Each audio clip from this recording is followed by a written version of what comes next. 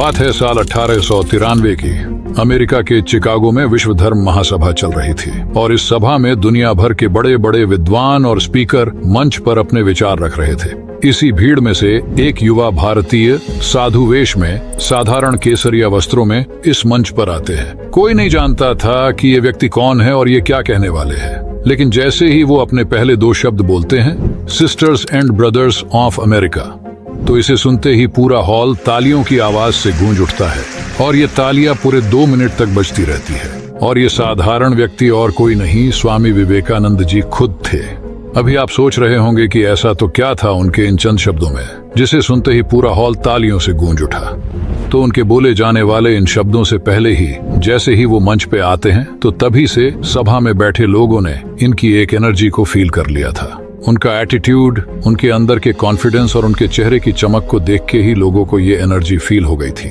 और इसी एनर्जी को ऑरा या फिर आभा मंडल कहते हैं। यही होता है जब किसी व्यक्ति का ऑरा या उसकी एनर्जी फील्ड इतनी मजबूत होती है कि वो शब्दों से पहले ही सामने वाले इंसान को फील हो जाती है। स्वामी विवेकानंद जी का शिकागो का भाषण सिर्फ एक ऐतिहासिक पल नहीं था, बल्कि ये इस बात का भी उदाहरण था कि हमारी ये इनविजिबल एनर्जी यानी कि हमारा ऑरा कैसे हमारे आसपास के लोगों को और पूरे एनवायरनमेंट को प्रभावित कर सकता है। ऑरा, ये शब्द शायद आपने सोशल मीडिया में कहीं ना कहीं जरूर सुना या देखा होगा, लेकिन असल में ये ऑरा होता क्या है? और क्या वाकई हम अपने ऑरा को देख सकते हैं? और क्या साइंस ऑरा को प्रमाणित कर पाता है? चलिए जानते हैं आज के इस वीडियो में।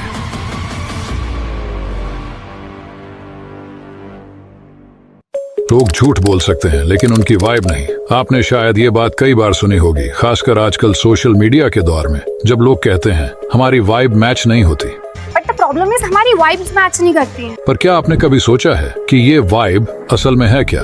ये वाइब दरअसल हमारे ऑरा की वजह से होती है। वाइब वाइब्रेशनल फ्रीक्वेंसी का शॉर्ट फॉर्म है जो कि ऑरा से ही बनी होती है। आपको शायद ऑरा शब्द सुनकर थोड़ा सा डाउट हो रहा होगा कि ये कोई बड़ी साइंटिफिक या स्पिरिचुअल चीज है, लेकिन हम सब इसे रोजाना जिंदगी में कई बार महसूस करते हैं, कभी जानते हुए या कभी अनजाने में। आपने शायद इसे महसूस किया होगा कि आप कोई फंक्शन या कोई इवेंट में गए हो तो वहाँ आपकी नजर एक इंसान पे पड़ती है जो आपको वहाँ मौजूद बाकी सारे लोगों से थोड़ा अलग महसूस होता है। भले ही वो कोई एक्टिविटी नहीं कर रहा हो और शांत ही बैठा हो, फिर भी आपकी आंखें बार बार उसी इंसान की तरफ खींची चली जाती है। उसे देख के आपको एक अच्छी और पॉजिटिव एनर्जी फील होती है। क्या फिर इससे उल्टा कोई ऐसा इंसान जिसे देख के आपको एक अजीब ही बेचैनी महसूस होने लगती है? भले वो कुछ ना बोले या कुछ ना करे, लेकिन उसे देखते ही हमें एक नेगेटिव एनर्जी फील हो ही जाती है। तो ये सब ऑरा के वजह से होता है। उनके ऑरा की वजह से ही हमें सबकॉन्शियसली पहले से ही उनकी एनर्जी महसूस हो जाती है। और आश्चर्य की बात यह है कि किसी का ऑरा महसूस करने के लिए हमें उसके पास खड़े होने की भी जरूरत नहीं। हम फोन पर बातचीत के जरिए, टेलीविजन पर देखते हुए या फिर सोशल मीडिया पर वीडियो के जरिए भी किसी का ऑरा महसूस कर सकते हैं। और इसका सबसे बेहतरीन उदाहरण है एथलीट्स और क्रिकेटर्स। खेल के दौरान उनकी सिर्फ फिजिकल स्किल्स ही उन्हें खास नहीं बनाती, बल्कि उनके भीतर कुछ और होता है, एक ऐसी एनर्जी जो दिखाई नहीं देती लेकिन महसूस की जा सकती है। जब वे मैदान पर उतरते हैं तो उनके साथ एक जबरदस्त ऑरा आता है जो कॉन्फिडेंस, डिटर्मिनेशन और फोकस से भरी हुई ऊर्जा लेकर आता है, और उसे हम महसूस भी कर सकते हैं। उदाहरण के तौर पर विराट कोहली को लीजिए। जब कोहली बल्लेबाजी के लिए मैदान पर आते हैं तो ऐसा लगता है कि पूरा स्टेडियम उनकी ओर खिंचा चला जाता है। उनके चेहरे पर झलकता सेल्फ कॉन्फिडेंस और पैशन सिर्फ दर्शकों को ही नहीं बल्कि अपोजिंग टीम को भी महसूस होता है। और ये सिर्फ उनकी स्किल्स की वजह से नहीं बल्कि उनके ऑरा की वजह से है। क्रिस्टियानो रोनाल्डो भी इसका एक बेहतरीन उदाहरण है। चाहे वो एक क्रूशियल फ्री किक हो या लास्ट मिनट गोल, उस वक्त स्टेडियम में हमें रोनाल्डो की प्रेजेंस पूरी तरह से महसूस होती है। और इस ऑरा को ऑडियंस, कमेंटेटर और साथ ही ऑपोजिट टीम भी महसूस कर सकती है। और ये सिर्फ कोई संयोग नहीं है। कुछ रिसर्च से पता चला है कि जब एथलीट्स अपने चरम प्रदर्शन पर होते हैं तो उनके शरीर से बायोफोटॉन्स यानी कि हमारी बॉडी सेल्स से निकलने वाले छोटे छोटे प्रकाश कण अधिक मात्रा में इमिट होते हैं। और शायद यही ऊर्जा ऑरा है जिसे हम अनुभव करते हैं, जो सिर्फ उनके खेल को ही नहीं बल्कि आसपास के पूरे माहौल को ऊंचाई पर ले जाती है। ये तो हुई हमारे ऑब्जर्वेशंस और पर्सनल एक्सपीरियंसेस की बात, लेकिन क्या विज्ञान इस बात को मानता है? क्या विज्ञान ऑरा को प्रमाणित कर पाता है? तो देखिए, साइंस ने कई बार कहा है कि हम सिर्फ फिजिकल बीइंग नहीं हैं बल्कि हम एनर्जी से बने हुए हैं। और ये एनर्जी एक खास गति से वाइब्रेट करती रहती है। ये वाइब्रेशनल एनर्जी हमारे चारों ओर एक मैग्नेटिक फील्ड पैदा करती है। हमारे शरीर की सभी एक्टिविटी जैसे श्वसन, पाचन, नर्वस सिस्टम और ब्लड सर्कुलेशन, इन सब से मिलके एक इलेक्ट्रोकेमिकल की सीरीज बनती है।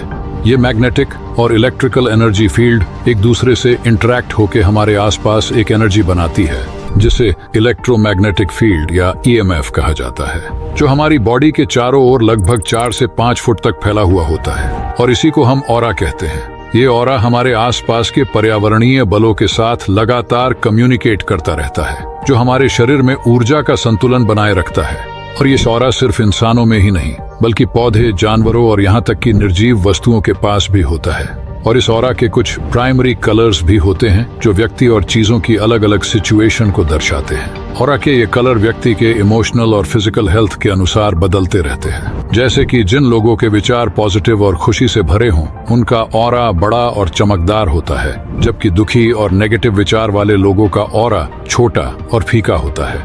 लेकिन क्या हम अपने इस ऑरा को देख भी सकते हैं? तो इसी के चलते साल 1939 में रशियन साइंटिस्ट सेमियोन किर्लियन ने अपनी वाइफ वेलेंटिया के साथ किर्लियन फोटोग्राफी की खोज की। इस फोटोग्राफिक टेक्निक की मदद से किसी भी वस्तु के चारों ओर की इलेक्ट्रोमैग्नेटिक डिस्चार्ज को कैप्चर किया जा सकता था। दरअसल किर्लियन फोटोग्राफी में किसी व्यक्ति की उंगलियों या शरीर के अंगों को एक फोटो प्लेट पर रखा जाता है, और जब हाई वोल्टेज से इलेक्ट्रोमैग्नेटिक फील्ड उत्पन्न होता है तो उस व्यक्ति की ऊर्जा की एक लाइट इमेज बनती है। यह ऊर्जा दरअसल आपके शरीर से निकलने वाले बायोफोटॉन्स की होती है। हालांकि कुछ वैज्ञानिक इस तकनीक को पूरी तरह से स्वीकार नहीं करते। उनके हिसाब से ऑरा दिखना ब्रेन की कमजोरी माना जाता है। लेकिन अगर ऐसा है तो किर्लियन फोटोग्राफी द्वारा जो रंग ऑब्जेक्ट्स के आसपास दिखते हैं वो क्या है? क्या वो एक अदृश्य ऊर्जा नहीं है, या फिर वह कोई और साइंटिफिक फेनोमेनन का परिणाम है? ये बात साइंस अभी तक क्लियर नहीं कर पाया है। लेकिन साइंस और टेक्नोलॉजी के परे एक और चीज है जो इन सभी अनदेखी ऊर्जाओं को प्रमाणित कर पाती है, जो हमारे अस्तित्व के गहरे परत को छूती है, और वो चीज है स्पिरिचुअलिटी। ऑरा का कंसेप्ट हमारी ईस्टर्न फिलॉसफी में गहराई से जुड़ा हुआ है। ऑरा का उल्लेख हमें वेदों और उपनिषदों में भी मिलता है। इन ग्रंथों में इसे अक्सर प्राण या जीवन शक्ति के रूप में रिफर किया जाता है, और ताओइस्म और कीगोंग जैसी चीनी परंपराएं भी ऐसे ही एनर्जी फील्ड को पहचानती है, जिसे की के रूप में जाना जाता है। हिंदू और बौद्ध धर्म में ऑरा को 7 चक्रों के साथ जोड़ा गया है, जिसके मुताबिक हमारे शरीर में 7 मुख्य चक्र होते हैं जो हमारी ऊर्जा को नियंत्रित करते हैं। दरअसल हमारे शरीर की जो पूरी ऊर्जा होती है वो इन्हीं 7 चक्रों की चैनल से पूरे शरीर में यात्रा करती है, और इन्हीं चैनल्स को नाड़ियां कहते हैं। और ऐसी हमारे शरीर में 72,000 नाड़ियां होती है। ये सभी नाड़ियां एक स्पेसिफिक केंद्रों में जाके मिलती है, और जहां कहीं भी ये मिलती है वो केंद्र हमारे चक्र है। ये 7 चक्र हमारे शारीरिक, मानसिक और भावनात्मक पहलुओं से जुड़े हुए होते हैं, और जब ये संतुलित होते हैं तो हमारा ऑरा भी क्लीन और बैलेंस्ड होता है। तो इन चक्रों में सबसे पहला चक्र है मूलाधार चक्र, जिसे रूट चक्र भी कहते हैं। यह चक्र आपकी सुरक्षा, स्थिरता और आपके अस्तित्व का आधार है। यह आपकी रीढ़ की हड्डी के निचले हिस्से में होता है। जब यह चक्र संतुलित होता है तो आप जमीन से जुड़ा हुए महसूस करते हैं। जैसे किसी पेड़ की जड़ें उसे मजबूती देती है, वैसे ही यह चक्र आपको जीवन में स्थिरता और संतुलन प्रदान करता है। दूसरा है स्वादिष्ठान चक्र, जिसे सेक्रल चक्र के नाम से भी जाना जाता है। यह आपकी इमोशनल और क्रिएटिव ऊर्जा का सेंटर होता है। यह चक्र नाभि के नीचे स्थित होता है। तीसरा चक्र है मणिपुर चक्र, जिसे सोलर प्लेक्सस चक्र भी कहा जाता है। यह आपकी आत्मशक्ति और आत्मविश्वास का केंद्र है, और ये हमारे पेट के पास स्थित होता है। चौथा चक्र है अनाहत चक्र, यानी हार्ट चक्र। यह चक्र प्रेम और करुणा से जुड़ा है, और यह आपके हृदय के पास स्थित होता है। फिर होता है विशुद्ध चक्र, यानी थ्रॉट चक्र। यह चक्र आपके एक्सप्रेशन और कम्युनिकेशन का सेंटर होता है। यह आपके गले के पास स्थित होता है। छठा चक्र है आज्ञा चक्र, जिसे थर्ड आई चक्र भी कहते हैं। यह चक्र हमारी इंट्यूशन और विजडम का प्रतीक है, और यह माथे के बीच में स्थित होता है। सातवां और आखिरी चक्र होता है सहस्रार चक्र, यानी क्राउन चक्र। यह चक्र हमारी स्पिरिचुअल कनेक्शन और अवेयरनेस को दर्शाता है, और यह हमारे माथे के ऊपर स्थित होता है। जब ये सभी चक्र संतुलित होते हैं तो हमारी ऊर्जा, या फिर कहे कि हमारा ऑरा बैलेंस्ड रहता है। और जब कभी भी इन चक्रों का संतुलन बिगड़ने लगता है, तब हमारा ऑरा धुंधला और कमजोर हो जाता है। अब जैसे शरीर में 7 चक्र होते हैं, वैसे ही ऑरा में भी 7 लेयर्स होती है। हालांकि दोनों के बारे में अक्सर अलग अलग चर्चा की जाती है, लेकिन उनके बीच एक बहुत ही गहरा कनेक्शन है। ऐसा माना जाता है कि हमारे चक्र वो सेंटर हैं जहां ऑरा फिजिकल बॉडी से जुड़ती है, और प्रत्येक चक्र ऑरा की एक खास लेयर से मेल खाता है। ऑरा की इन लेयर्स में सबसे पहली लेयर होती है फिजिकल लेयर, जो आपकी शारीरिक सेहत से जुड़ी होती है, और ये आपकी स्किन के पास स्थित होती है। दूसरी लेयर होती है इमोशनल लेयर, जो आपके इमोशंस को दर्शाती है। जब आप खुशी या तनाव में होते हैं तो यह लेयर बदलती है। तीसरी लेयर है मेंटल लेयर, जो आपकी सोच और विश्वासों को दर्शाती है, और ये आपके मानसिक स्वास्थ्य को दिखाती है। चौथी लेयर है एस्ट्रल लेयर, जो कि प्रेम और करुणा से जुड़ी होती है। पांचवी लेयर है एथरिक लेयर, जो आपकी बॉडी स्ट्रक्चर और हेल्थ का रिफ्लेक्शन होती है। छठी लेयर होती है सेलेस्टियल लेयर, जो आपकी आत्मा और आध्यात्मिक जागरूकता से जुड़ी होती है। सातवीं और आखिरी लेयर होती है कॉजल लेयर। ये लेयर आपकी आत्मा और जीवन के उद्देश्य का प्रतीक होती है। इसके साथ ही ऑरा के अलग अलग कलर भी होते हैं, जो व्यक्ति की अलग अलग स्थिति को दर्शाता है, और ये कलर समय के साथ और स्थिति के हिसाब से बदलते रहते हैं। वैसे हम किसी के भी ऑरा को फील कर सकते हैं, लेकिन एक आम इंसान किसी के भी ऑरा को देख नहीं सकता। लेकिन अगर आप लंबे समय से मेडिटेशन करते आ रहे हो, या फिर आप त्राटक का अभ्यास करते आ रहे हो, तो आपने इसको जरूर एक्सपीरियंस किया होगा। त्राटक के दौरान आप जिस भी चीज पे त्राटक कर रहे हो, तो थोड़ी देर बाद आपको उस चीज के आसपास एक हल्की सी चमकती रोशनी दिखती है, तो वो चमकती रोशनी ही ऑरा है। आप दर्पण त्राटक करते हो तो आप वहां खुद का ऑरा भी देख सकते हो, लेकिन उसके लिए आपको पहले सही से त्राटक क्रिया की प्रैक्टिस करनी पड़ेगी। और आपको नहीं पता कि त्राटक क्या है, तो उसके ऊपर हमने पहले ही एक वीडियो बनाया हुआ है, जिसे आप बाद में जाके देख सकते हैं। इसके साथ ही ऑरा एक व्यक्ति के वेल बीइंग का बहुत ही महत्वपूर्ण कंपोनेंट होता है। ऐसा माना जाता है कि यह आपकी हेल्थ, रिलेशनशिप और स्पिरिचुअल ग्रोथ को प्रभावित करता है। किसी व्यक्ति का ऑरा उसकी इंटरनल सिचुएशन का एक रिफ्लेक्शन माना जा सकता है, जो उसके विचारों, भावनाओं और इरादों को प्रकट करती है।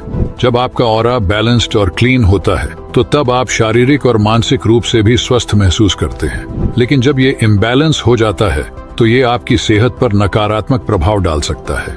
उसी तरह दूसरे लोगों की ऊर्जा का भी आपके ऑरा पर असर होता है। जब आप किसी के साथ बातचीत करते हैं, तो आपके ऑरा के बीच एनर्जीज का 1 मिनट एक्सचेंज होता है।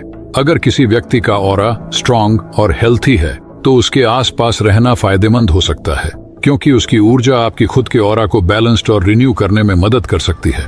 हालांकि अगर किसी का ऑरा वीक या अव्यवस्थित है, तो उसके साथ समय बिताना आपको थका हुआ फील करवा सकता है। लेकिन अब सवाल यह उठता है, अगर कभी ऐसा लगे कि हमारा ऑरा धुंधला हो गया है या हमारी एनर्जी कमजोर महसूस हो रही है, तो इसे क्लीन और बैलेंस्ड कैसे किया जा सकता है? तो ऑरा को साफ करने के लिए कई तरीके हैं। ऑरा को क्लीन करना मतलब अपने सभी 7 चक्रों में जो एनर्जी प्रवाह कर रही है, उसे बैलेंस करना। और इस एनर्जी को बैलेंस करने का पहला और सबसे शक्तिशाली तरीका है मेडिटेशन। मेडिटेशन न केवल आपके दिमाग को शांत करता है, बल्कि ये आपकी एनर्जी को भी साफ करता है। जब हम ध्यान करते हैं, तो हमारी नकारात्मक भावनाएं धीरे धीरे बाहर निकलती हैं और उनकी जगह शांति और संतुलन ले लेते हैं। ध्यान के दौरान आप अपने भीतर की उन बातों से जुड़ पाते हैं जो आपको परेशान कर रही हैं, और फिर आप इन्हें धीरे धीरे बाहर निकालकर आप अपना ऑरा क्लीन कर सकते हैं। दूसरा तरीका है विजुअलाइजेशन। आप में से जो लोग हमारी मैनिफेस्टेशन वाली वीडियो देख चुके हैं, उन्हें पता होगा कि विजुअलाइजेशन कितना प्रभावी हो सकता है। अगर आपने वो वीडियो मिस कर दी है, तो चैनल पर जाकर जरूर देखें। विजुअलाइजेशन में आप अपनी इमेजिनेशन का इस्तेमाल करके अपने ऑरा को शुद्ध करते हैं। तो उसके लिए सबसे पहले आप अपनी आंखें बंद करें और कल्पना करें कि आपके चारों ओर एक सफेद रोशनी है, जो धीरे धीरे करके आपके शरीर को घेर रही है, और ये सफेद रोशनी आपके अंदर की सारी नकारात्मकता को दूर करती जा रही है, और आपका ऑरा पहले से कहीं अधिक चमकदार हो रहा है। तीसरा तरीका है स्मडजिंग। अभी इसके अंग्रेजी शब्द पे मत जाइए, इसका मतलब होता है धूप अगरबत्ती। ये एक बहुत पुरानी प्रक्रिया है, जिसमें धूप, पवित्र धुआं या फिर खास पेड़ की पत्तियों का उपयोग किया जाता है। ये धुआं न सिर्फ आपके ऑरा को साफ करता है, बल्कि आपके पूरे वातावरण में से नकारात्मक ऊर्जा को भी बाहर निकालता है। बहुत से लोग पवित्र तुलसी, सेज या चंदन की लकड़ी का इस्तेमाल करते हैं। स्मजिंग का धुआं जब आपके चारों ओर से गुजरता है, तो आपकी सारी नकारात्मकता को मिटा देता है, जिससे आपका ऑरा भी क्लीन होने लगता है।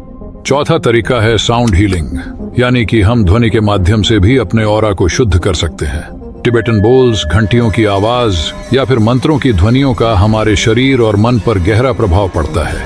इन सब साउंड्स में एक विशिष्ट तीव्रता होती है जिससे सुनने से हमारे शरीर की एनर्जी शांत और बैलेंस रहती है और ये हमारे ऑरा में एक नई जान डाल देती है। पांचवा तरीका है नेचर इमर्शन, यानी कि प्रकृति में समय बिताना। देखो, आज के समय में देखा जाए तो हम प्रकृति से तो एकदम दूर ही चले गए हैं, लेकिन ये प्रकृति ही है जो हमारी एनर्जी को बैलेंस करके रखती है। ये बहुत ही सरल लेकिन इम्पैक्टफुल तरीका है। नंगे पांव जमीन पर चलने से या किसी पार्क में समय बिताने से हम इस पृथ्वी की प्राकृतिक ऊर्जा से जुड़ जाते हैं। जब आप प्रकृति से जुड़ते हैं तो आपकी थकी हुई एनर्जी फिर से रिचार्ज हो जाती है। हवा, मिट्टी और पानी के साथ सीधा संपर्क आपके ऑरा को साफ करता है और आपको फिर से तरोताजा कर देता है। छठा और आखिरी तरीका है अफर्मेशंस। आपने हमारी मैनिफेस्टेशन वीडियो में इसके बारे में भी सुना होगा। एफर्मेशन और कुछ नहीं बल्कि आपकी खुद की सेल्फ टॉक है, और आपकी सेल्फ टॉक आपके ऑरा को बैलेंस करने में काफी मदद करती है। इसमें अपने आप से हर दिन सकारात्मक बातें कहना, जैसे कि मैं सुरक्षित हूँ, मेरी ऊर्जा संतुलित है या मैं खुश और स्वस्थ हूँ। तो इन एफर्मेशंस से न केवल आपका मन मजबूत होता है बल्कि आपका ऑरा भी मजबूत और संतुलित हो जाता है। ये शब्द हमारे विश्वास और ऊर्जा को प्रभावित करते हैं और इसलिए ये हमारे ऑरा को क्लीन करने में मदद करते हैं। तो अब आपको ये तो समझ में आ गया होगा कि ऑरा का सीधा कनेक्शन हमारी पॉजिटिव और नेगेटिव थिंकिंग से ही जुड़ा हुआ है। मतलब कि ऑरा हमारे लिए एक कवच की तरह भी काम करता है। अगर आपका ऑरा पॉजिटिविटी से भरा हुआ है तो आपको वो नेगेटिव एनर्जी से ऑटोमेटिकली बचा लेता है। इसीलिए जितना हो सके उतना अपने ऑरा को क्लीन और बैलेंस रखने की कोशिश करें, क्योंकि ये न सिर्फ आपके ऊपर बल्कि आपके आसपास के पूरे एनवायरनमेंट को और आपके आसपास के लोगों को भी इफेक्ट करता है। आई होप कि अभी आप ऑरा को अच्छे से समझ गए होंगे। अगर आपने भी कभी ऑरा को महसूस किया हो या फिर आपका ऑरा को लेके कोई खास एक्सपीरियंस है तो हमें कमेंट में जरूर बताएं। और अगर आपको ये वीडियो अच्छा लगा हो तो एक लाइक जरूर कर दे और ऐसे ही इंफॉर्मेटिव वीडियोस को देखने के लिए हमारे चैनल को सब्सक्राइब करना बिल्कुल ना भूले।